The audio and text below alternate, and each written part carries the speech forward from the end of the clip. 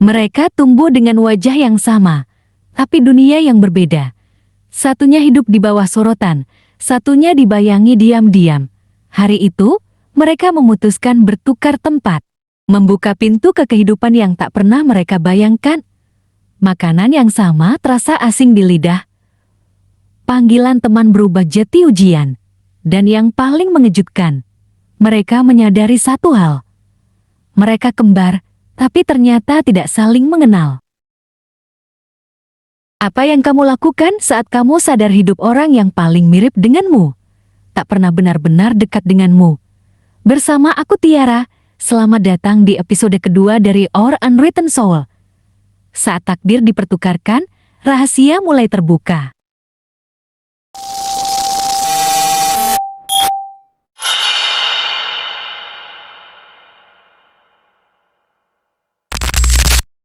Diawali dengan Hosu yang bisa membedakan si kembar ini, walaupun mereka memakai handuk di kepalanya, tak terlihat panjang dan pendek rambutnya.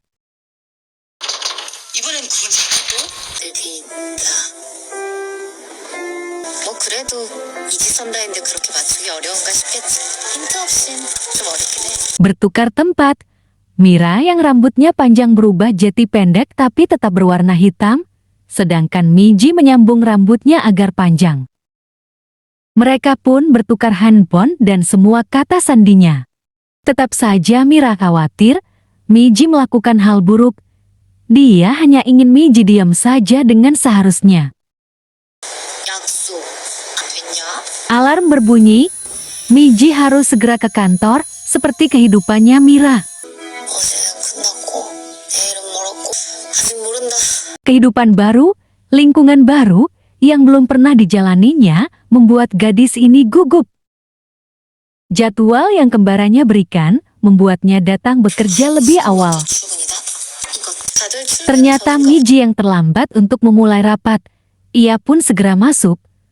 Tetapi tidak mendengarkan saudaranya yang bilang ia harus duduk di dekat jendela.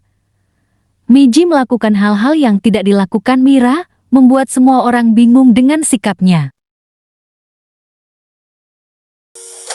커피 왔습니다.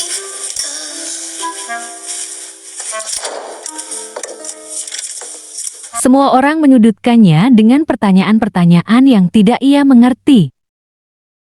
질문을 해 시간 뒀는데. Orang-orang di kantor sudah bekerja sama untuk merundungnya.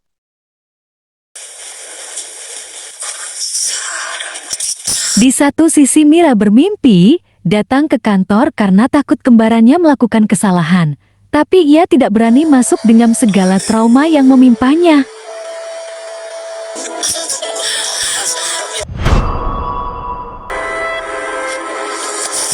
Mira pun terkejut, mengira ibunya tahu kalau ia bertukar tempat dengan kembarannya. Padahal ibunya hanya memuji rambut bleaching yang ia hitamkan kembali. 아유 그 머리 한 보니까 속이 다 시원하네. Mira yang menjalani peran Miji tidak ingin merawat neneknya, padahal Miji selalu ke rumah sakit 2 kali seminggu untuk merawat neneknya. 백수가 뭐 한다고 막. Dia beralasan mendapatkan pekerjaan di kebun stroberi. Dia pikir bisa gawat kalau ada yang menyadarinya Mira. Lebih baik dia bekerja di kebun saja. 상쾌. Karena jarak dari rumah menuju kebun stroberi cukup jauh, Mira memutuskan untuk naik sepeda. Tapi dia bukan Miji yang mahir naik sepeda. Dan akhirnya dia pun kesulitan. 유이제! 뭐요? 음주운전 아니요? Mira yang begitu berbeda kepribadiannya dengan Miji, membuat warga lokal yang mengenalinya khawatir. Ini dia pemilik kebun stroberi, berkepribadian misterius yang kabarnya orang kaya, karena membayar upah seharga 2 juta per hari. 민지 씨 하고 싶은 거? 첫 주는 민지 씨 방식대로 해야.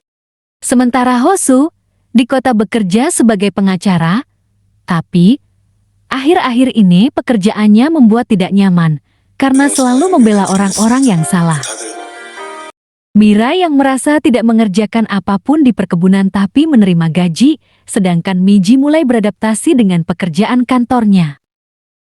얘네들 개꿀이지 그럼. Mereka berdua pun mulai bosan dengan pekerjaan yang hanya diam saja, sampai akhirnya Miji terjebak dengan perintah atasannya. 대회 비자료는 받는 순간 수락이 Dia diminta ke sebuah tempat bernama Cidal untuk mengantarkan surat kepada pemilik kedai. Ternyata pemilik kedai itu sangat sulit didekati, dia tidak mau menjual tanahnya kepada perusahaan. 맛있을 수가 있어요. Miji pun diusir. 맞습니다. Mira yang mendapatkan gaji setiap hari tanpa bekerja pun mulai bertanya-tanya apa yang dilakukannya di kebun ini. Miji yang baru sadar masuk jebakan para atasannya pun merasa kesal.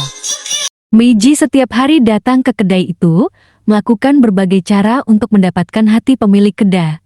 Sampai akhirnya merasa kesulitan dan tidak tahu harus bagaimana. Sedangkan Mira pun akhirnya membersihkan gudang kebun stroberi, mengatur ulang semuanya. Karena diam itu membuatnya tidak nyaman. Bos stroberi menanyakan kursi yang patah peninggalan kakeknya. 폐기물로 내놨는데 Kesal karena hal itu, mereka pun bertengkar. Akhirnya Mira pun tidak datang lagi untuk bekerja. Miji yang sedang kesulitan dengan pekerjaannya, bertemu dengan Hosu dan menanyakan tentang kasus pengaduan yang juga ditangani Hosu sebagai pecara. Tetapi Miji tidak tahu, karena yang bertemu saat itu adalah Mira. Mira melarang Miji bertemu dengan Hosu, karena takut Hisu dapat mengenalinya sebagai Miji, tetapi Miji tetap menemui Hosu. Peka sama Hosu yang tidak nyaman di tempat ramai karena telinganya yang sakit, akhirnya mereka pindah tempat ke warung pinggir sungai Hanggang yang selalu ingin didatangi Miji kalau ke Seoul. 이러니? Mereka membahas kasus yang terjadi pada Mira. Hosu bertanya kenapa tidak dilanjutkan kasusnya. Saat itu perusahaan sudah menutup PIP, dengan alasan korban mencabut kasus takut menyebarkan gosip. 더 있었던 거야. Miji curiga ada kasus lain yang tidak diceritakan Mira di kantor.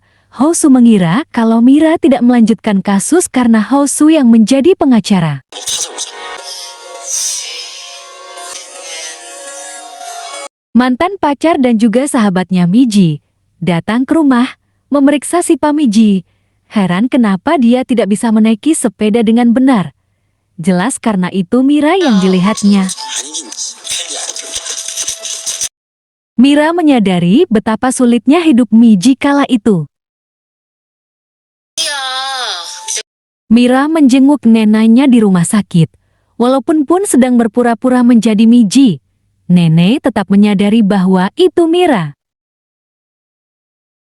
Sementara Hosu menanyakan kepada bosnya, bagaimana dia bisa tahu bahwa pelapor kasus pengaduan itu temannya.